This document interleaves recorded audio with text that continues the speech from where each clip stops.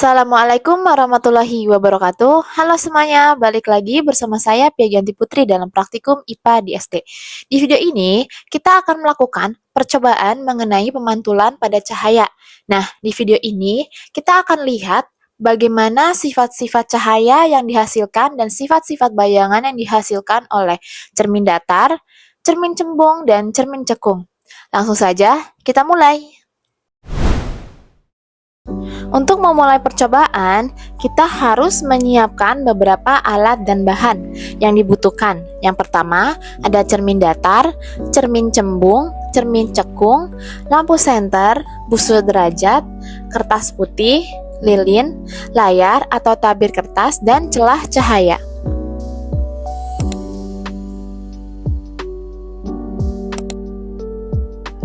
Nah, pada percobaan yang pertama yaitu percobaan pemantulan cahaya pada cermin datar. Yang akan kita lakukan adalah melihat apa yang terjadi jika senter diarahkan ke layar jika tidak ada cermin datar. Yang terjadi adalah tidak ada pantulan dan cahaya hanya merambat lurus melalui celah cahaya. Selanjutnya, ketika cahaya diarahkan ke cermin datar, yang terjadi adalah cahaya tersebut akan dipantulkan secara teratur.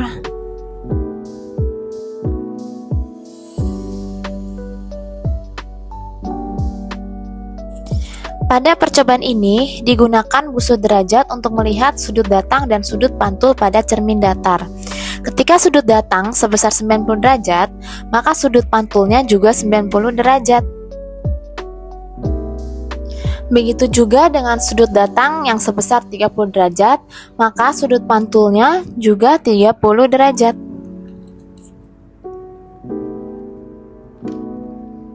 Hal yang terjadi juga sama seperti sudut datang sebesar 60 derajat, maka sudut yang dipantulkan juga sebesar 60 derajat.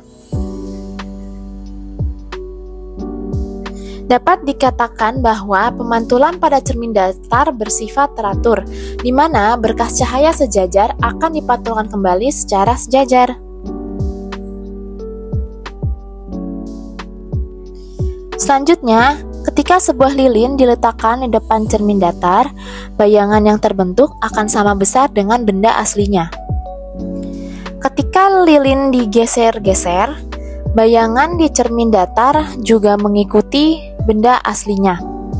Hal ini sesuai dengan sifat cermin datar yang ukuran dan tinggi lebar bayangan sama dengan benda aslinya dan juga posisi bayangan akan searah dengan benda aslinya.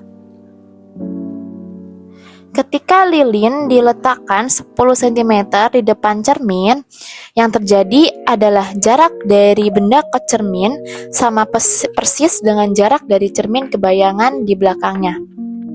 Dapat dikatakan bahwa cermin datar mempunyai sifat yang jarak bayangannya sama dengan jarak benda.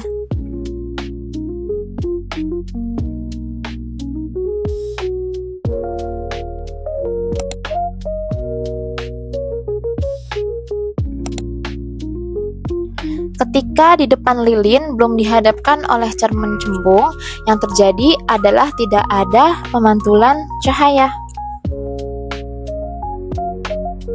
Berbeda dengan cermin datar, cermin cembung memiliki permukaan pantul yang melengkung keluar seperti bagian belakang sendok. Cermin cembung bersifat divergen, yaitu menyebarkan berkas sinar cahaya yang mengenainya. Karena sifat cermin cembung menyebarkan cahaya, sifat bayangan yang terbentuk oleh cermin cembung selalu sama, dimanapun posisi bendanya diletakkan.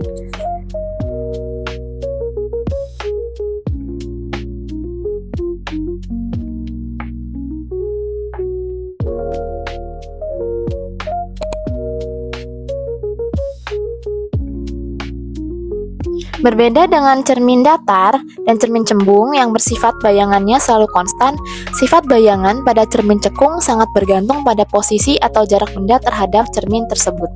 Cermin cekung memiliki permukaan pantul yang melengkung ke dalam seperti bagian dalam sendok dan bersifat konvergen atau mengumpulkan sinar cahaya. Ketika benda berada sangat dekat dengan cermin cekung, sifat bayangan yang terbentuk yaitu maya, tegak, dan diperbesar.